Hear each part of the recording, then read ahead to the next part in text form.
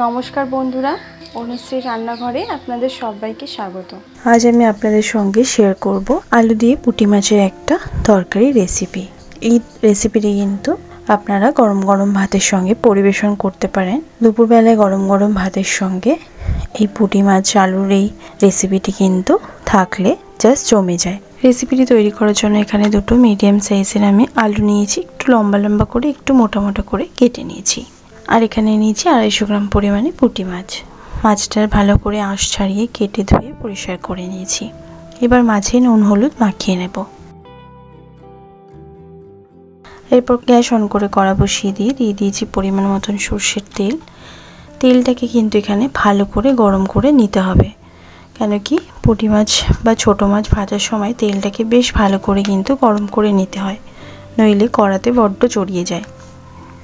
বেশ তেল থেকে ধোঁয়া বেরোতে শুরু করে দিয়েছে। এরপর আমি নুন হলুদ মাখানো মাছগুলোকে দিয়ে দিলাম।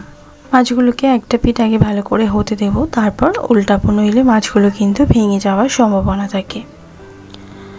একটা পাশ ভালো করে ভাজা হয়ে গেছে, এবার আমি উল্টে দিচ্ছি অন্য পিঠটাও যাতে ভালো করে ভাজা হয়।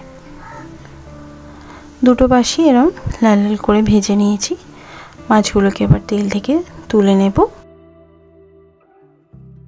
সেম প্রসেসে বাকি মাছগুলোকেও ভেজে নেব। মাছগুলো ভাজা হয়ে যাওয়ার পর আমি তেলেতে ফোড়নে দিলাম 1/2 চামচ পরিমাণে কালো জিরে। ফোড়নটাকে একটুখানি ভেজে নিয়েছি। এরপর দিয়ে দিচ্ছি একটা মিডিয়াম সাইজের স্লাইস করে কেটে রাখা পেঁয়াজ। পেঁয়াজটাকে দিয়ে 2 মিনিট হাই ফ্লেমে একটু ভেজে নেব।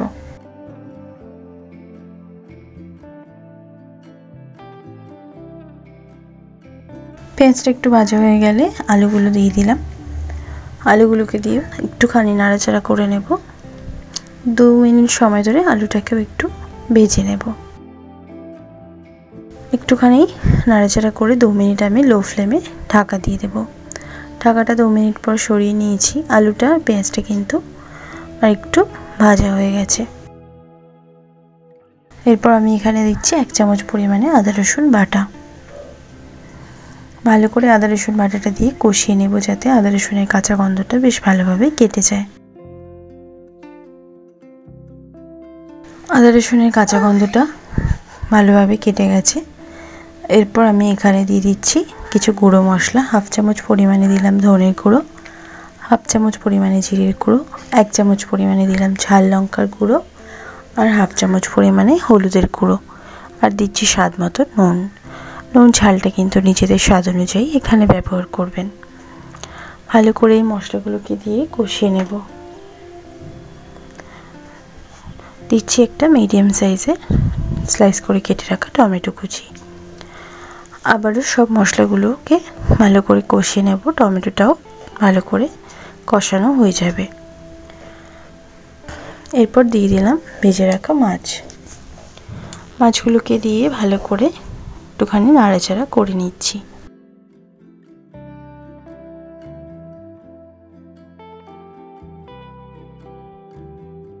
3 থেকে 4 মিনিট লো ফ্লেমে ঢাকা দিয়ে দেব। ঢাকাটা সরিয়ে নিচ্ছি 3-4 মিনিট পর। এতে করে আর একটু ভালোভাবে আলু মাছ মশলার সঙ্গে ভালোভাবে কষানো কিন্তু হয়ে গেল। ভালো করে আবার একটুখানি নাড়াচাড়া করে নিয়ে দিয়ে দিচ্ছি 1/2 কাপ পরিমাণে জল।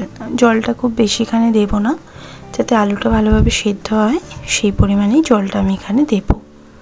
আমি এই রান্নাটা একটু শুকনো শুকনোই করব। জলটাকে দিয়ে ভালো করে নাড়াচাড়া করে নিয়ে মিশিয়ে নিলাম।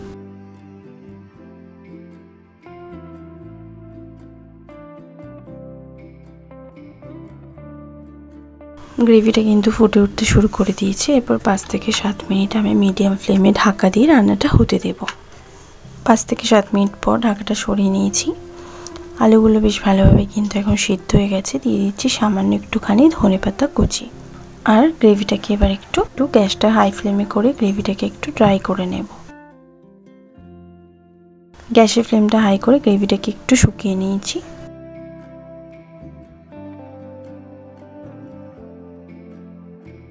এরপর গ্যাসের ফ্লেমটা আমি বন্ধ করে দিয়ে এটা গরম গরম সার্ভ করে নেব। গরম গরম ভাতের সঙ্গে আলু দিয়ে এই পুঁটি মাছের তরকারি কিন্তু খেতে অসাধারণ লাগে। অবশ্যই আপনারা এরমভাবে ট্রাই করে দেখবেন রেসিপিটি। আশা করছি আপনাদেরও ভালো লাগবে। ভালো লাগলে লাইক শেয়ার করতে ভুলবেন না, কমেন্ট বক্সে কমেন্ট করে জানাতে ভুলবেন না রেসিপিটি কেমন লাগলো। ভালো থাকবেন, সুস্থ থাকবেন, ধন্যবাদ।